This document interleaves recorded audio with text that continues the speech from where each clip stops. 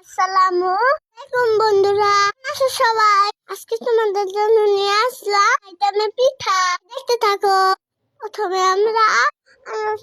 প্রথমে দুধগুলো সুন্দর করে জাল করে নিয়েছি। দিয়ে দিলাম এলাচ, তেজপাতা, তারপর দিয়ে দিলাম গুড়।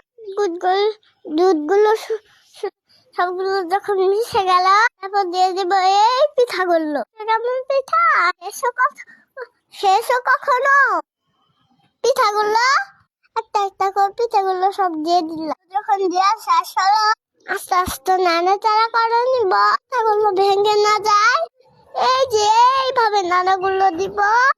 বড় কাশলো দিয়ে দিব এর ভিতর কিছু বাদাম। যখন সিদ্ধ হয়ে যাবে, রান্না করা শেষ, পিঠাগুলো খাবো। কখনো সাধারণ